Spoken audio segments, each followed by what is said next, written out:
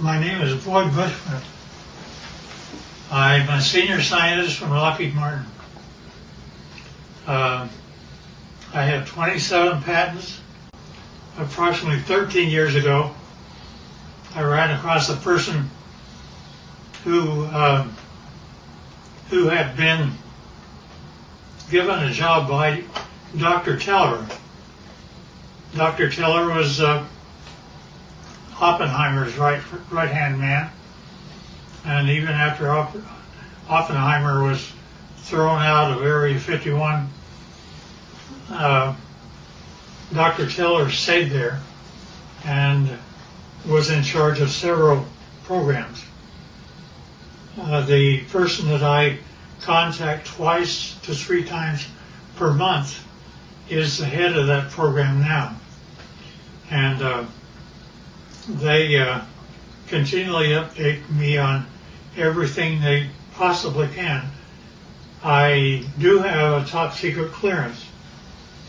I choose, however, for their purposes, not to use it because the intelligent ones of me and me actually believe that a great deal of information should be lifted up from those dark recesses of Area 51 and moved over so people can see it. So that's what began about 13 years ago. Since I am a scientist, I do not believe in theory. I basically say, follow the data, theory be damned. If something can't verify by a physical test that something is true, then I do not care to accept it in that I present. Therefore, everything that we present here will be data that comes directly from them through me to you. The subject of today there are those that are acquainted with the fact that there were Phoenix lights that occurred over Phoenix about 2 years ago. They were photographed, and those really turned out to be just blobs across the Phoenix sky. It turned out to be that a very dear friend of mine took his wife up a mountain on Valentine's Day, and they took a photograph of Tucson. Turned out to be, when they developed the film, there were a total of 5 UFOs across Tucson proper. And this is Tucson as they saw it. Can you get that? So here's the picture of Tucson as he had it. Then, as he developed further, notice that there are 5 very distinct UFOs along the top of the mountain. Mm-hmm. One of them is even canted a bit, about 45 degrees. Now, the person that took the film said that he had a mothership underneath and one up high. This shows the high one. Mm-hmm. I don't know if I know that I can buy the ship. My name is Scott Faree. I live in Vail, Arizona. A friend of mine who manages a nonprofit in Tucson asked me to take some photos for him for his website. And he was looking for a sunrise picture of kind of the skyline of downtown Tucson. So I had gone out actually on Valentine's Day evening. I dragged my wife up to A Mountain so that I could go up there and just block out some shots, kind of plan the photos that I was ultimately going to take for that website. And so we got up on A Mountain just as the sun was setting. I set up my Canon 40D on a tripod, opened the shutter up fully. I really wasn't looking for picture quality. I was, like I said, I was looking to block out where I wanted to set the camera and the angles that I wanted to take. And so I started to click off some photos, and I had these set with a timer release on the shutter so I didn't get any camera vibration because the sun was starting to set. We were running into fairly low light. And I took, I don't know, it was probably 6 or 8 pictures. I figured I'd had enough that I could take a look at tomorrow, take a look at the next day and decide what I liked. So we went out to dinner that night, went home the following day. I uploaded these photos onto my laptop, and I noticed some lights that I really didn't expect to see up above the Santa Catalina Mountains. And upon closer inspection, and as I really ran out the contrast in the photo, I ended up with something that I still can't explain to this day. This is the original photo, and these lights were showing up just over the top of the mountain. I took a second photo probably 5 or 6 seconds later, as long as it would have taken for me to reset the timer. And in fact, this group of lights was in a much more narrow band, and now about, well, I don't know, I can't really say distance-wise, but they've moved quite a ways from where that original grouping had taken place. So I still have no explanation for the camera, or for the pictures. These images, these lights have not shown up in any other photos that I've taken. I'm at a loss as to what they might be, and certainly curious as to where those lights came from. They certainly are very similar images. Here's up and flying. Let me go through now on the ships. In order for me to believe it, I had to get blow-ups, and so here are 2 of them, which is blown up much higher. And I think I have one that, yeah, you can see the 45-degree candidate UFO. Now see, the only reason that I bought everything that he said is because my people have been feeding me for 13 years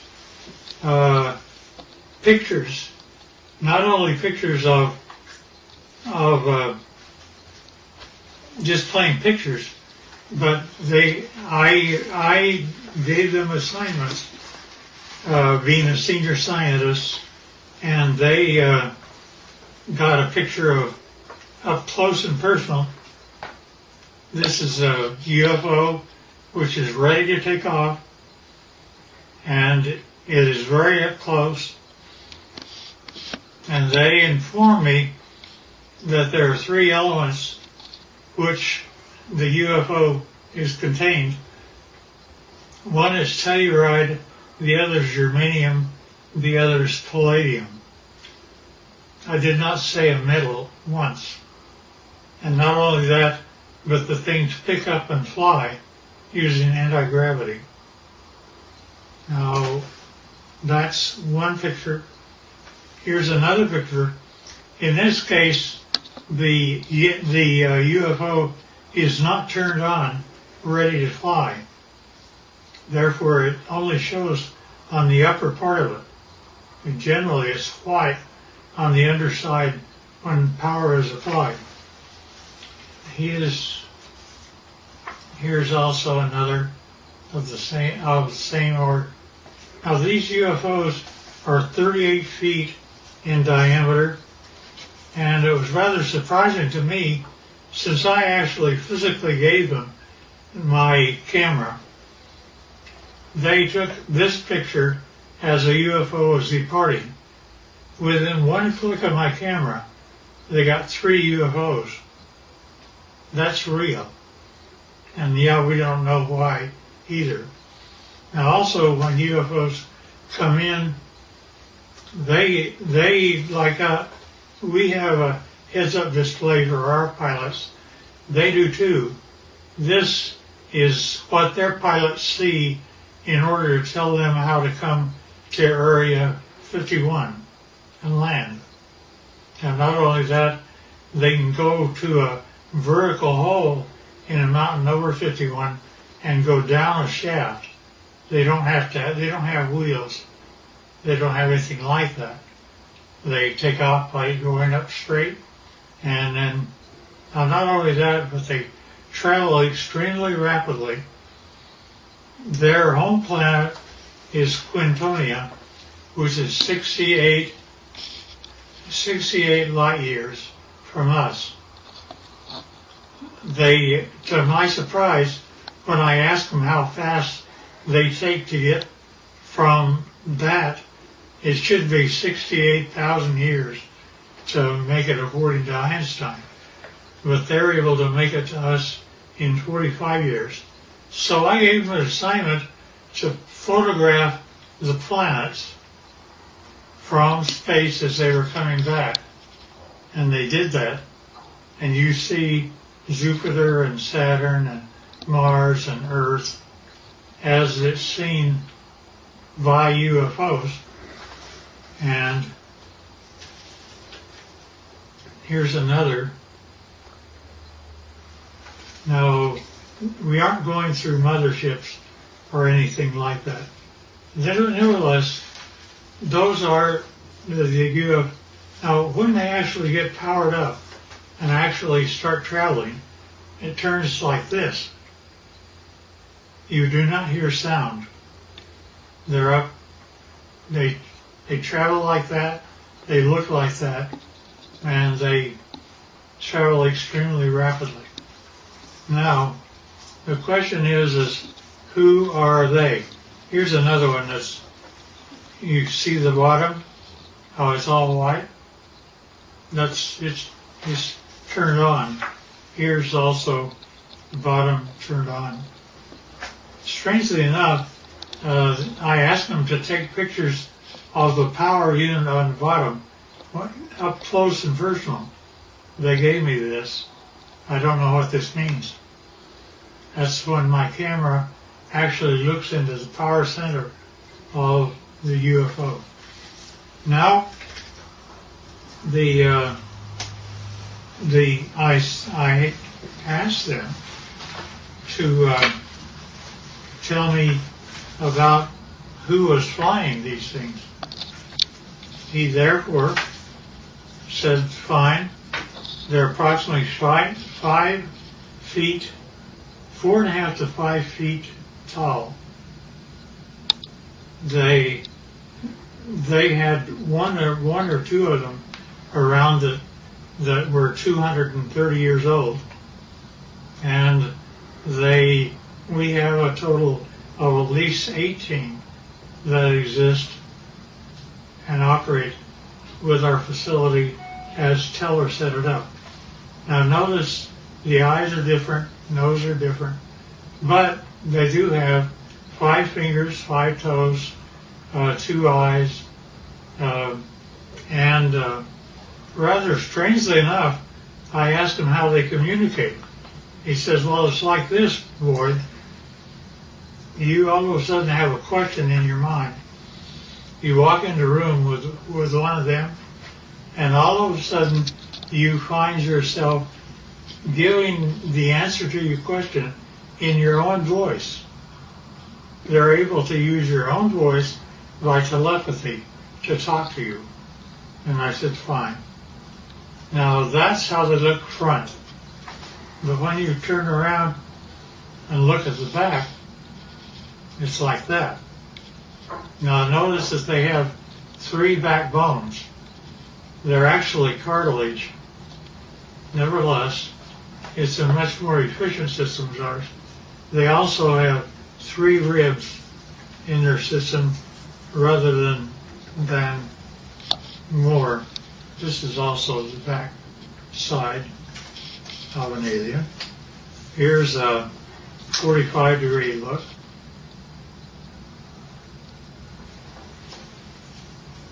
And here's the back of the head. Notice the veins, and no hair. And now when we talk about aliens, I pushed the issue, and he said, well, there's kind of 2 groups of aliens. he divided them, they divide them into two groups. One group he calls, it's like you have a ranch. And you have a ranch and you find that one group are your wranglers that know how to wrangle your cattle. There are others are rustlers, ones that steal your cattle. And indeed, that the two groups do act differently. To the ones that are wranglers are much more friendly and have a better relationship with us. Here's the other side of the alien too. Now also notice that their feet, where they have 5 toes, the toes are joined together like a frog, and yet they are dissimilar. Now there was a surprising occurrence, and that is my friend had one of them that was a friend, and he died here. And 10 days after his death, I was out visiting my buddy who's in this picture.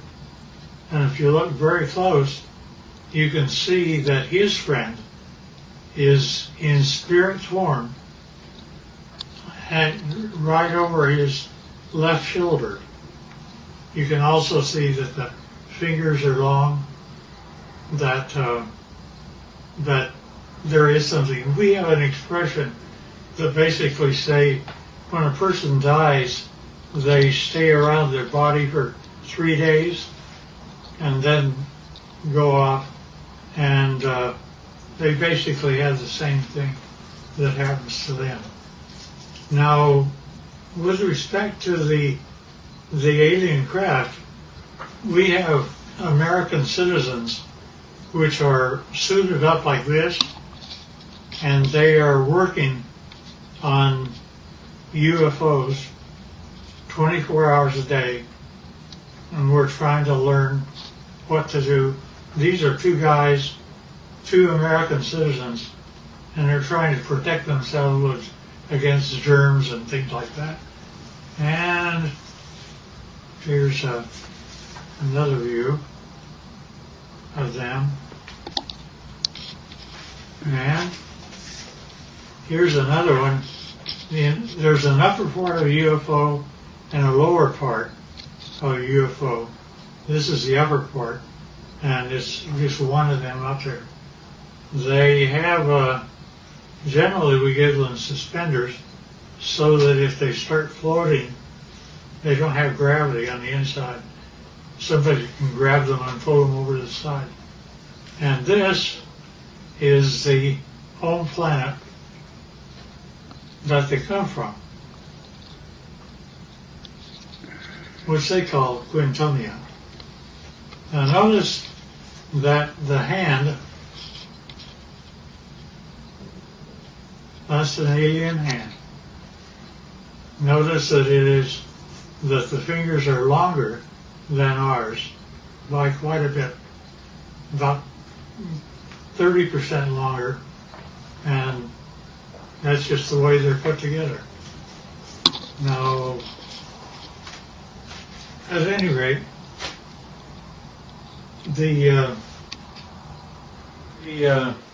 this process that introduced me directly or indirectly to Dr. Teller's work with the group that still is in charge of Area 51 and equivalent, turned out to be a doctor, very, very fine gentleman.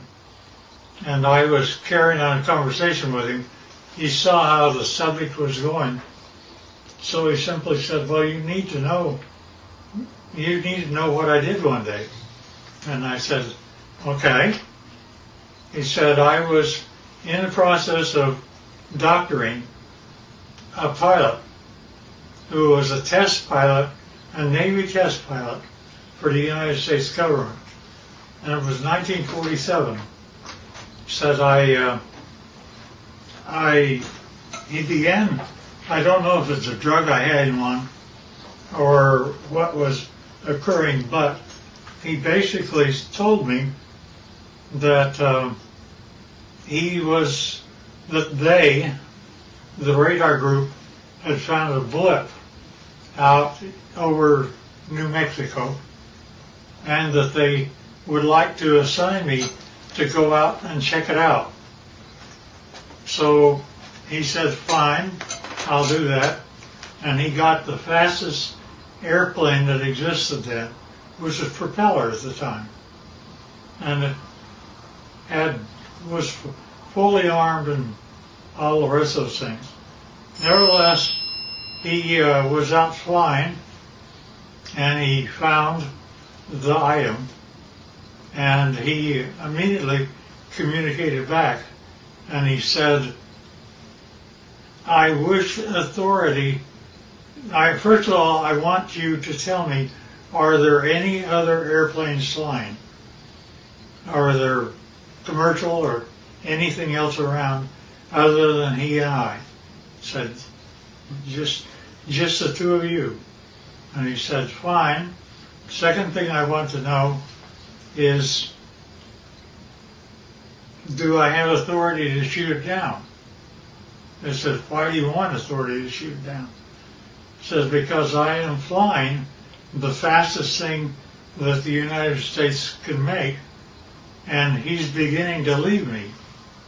Therefore, I know he's either a friend or an enemy, and if he's leaving me, he's an enemy. Therefore, I wish authority to shoot it down. The commander said, fine. He granted him authority. He pulled in. He shot him down. He came down. He flew past and saw that there was a road on the one side of a fence area. He came down and landed his airplane. Hard to do, but he did it. And then he cut across the fence. One of them, the door was open. One of them was out walking around. But he didn't care about that. He cared about what the vehicle was. So he went over, and rather strangely enough, when he ducked down, because they're only 5 feet high, he saw that he could see through the walls. Not only that, but as he stepped in, the floor was spongy. He looked at the three that were there, and they were dead. He knew they were. He'd killed them. But he also knew that the military would come, and he had put up with those guys for a long time. So he went back across the barbed wire fence, got in his airplane, and took off. Therefore, he was never briefed out at all. And he didn't give my friend authority to allow me to know what his name was. I know, but I won't reveal it. Both of them should have been gone for a long time. Nevertheless, so when I got up with my contacts in Area 51, I brought up that story, and they said, well, that's totally true, but we can't say it, you can. And that's how they've kept me all this time, is I can talk about it, but they can't. I do, because of some very good reasons, keep things within control, but I don't want us to fall behind the Russians and Chinese. And the problem I have is that Area 51 is working with both the Russians and Chinese right now. And trying to make UFOs, they have, there's been a total of 39 United States citizens that have lost their lives trying to reverse engineer UFOs. And Well, the last one I heard of was a year and a half ago, where we lost 19 lives in one test. They actually wanted to bring various flying craft near the UFO, and the UFO defended itself, and 19 of our people died. Now, they kept giving me things rather than, they would give me pieces of UFOs, and I would come to my laboratories. I had the laboratories of Lockheed and every place else, so I would do that, but I would get pieces of UFOs. For example, I have 3 little pieces of UFOs down underneath the thing that looks like a quartz crystal. Notice that that is my hand, and it is giving weight. It says that it weighs 100 grams.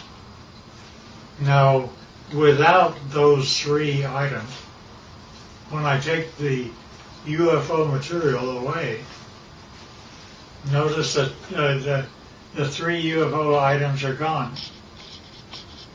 But also notice that the weight of the crystal is now 650 grams.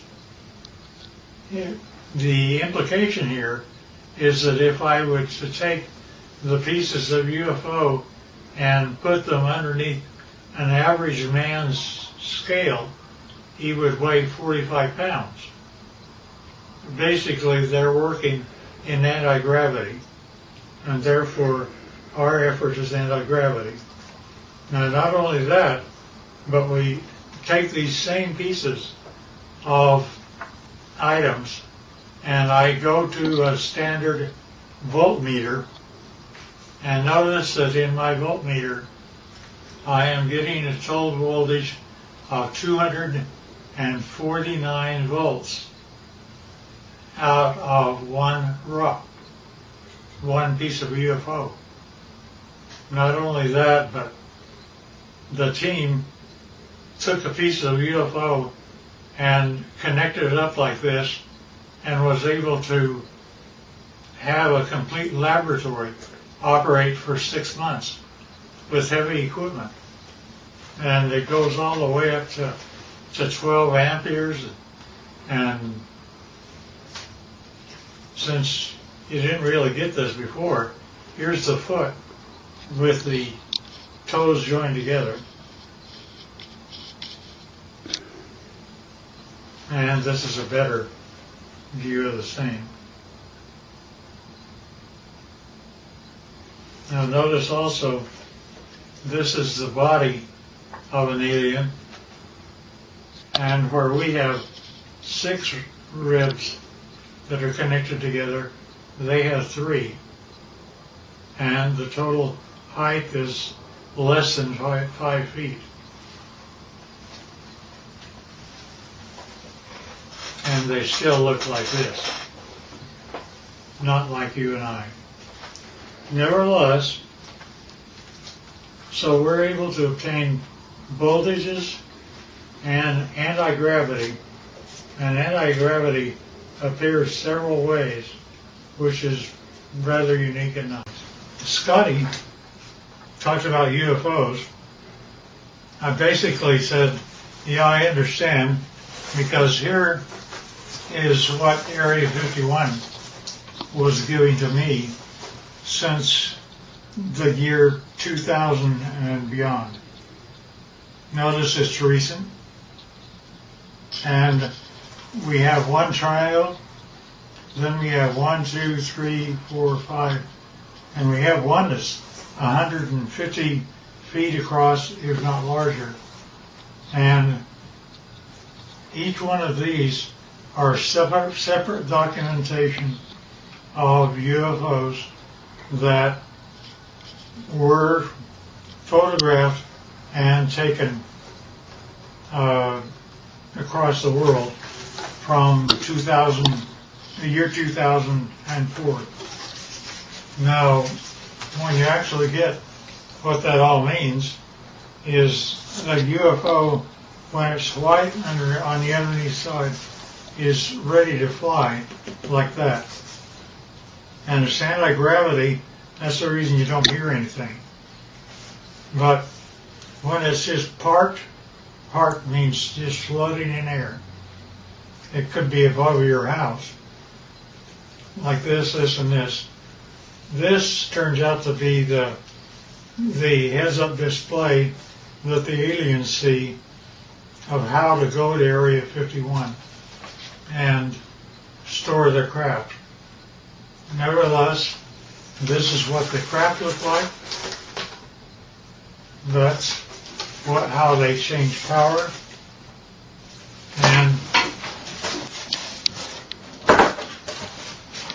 And notice that here's an egg-like thing, but it's standing on end only because it has no gravity itself. And that is a piece of UFO germanium. And this little dot is a piece of neodymium magnet, which is above the germanium, and it's floating all by itself. And that, again, is a UFO. And we don't know why, but the crystal appears to be colored rose, and we can't figure out why yet. There's a whole batch of analysis that we're having to do. Alien, side view, front view, top view, line.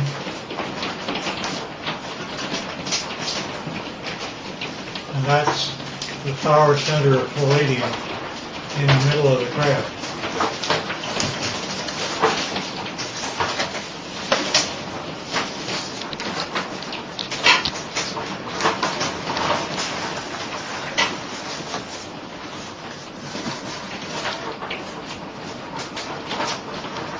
In case I missed anything.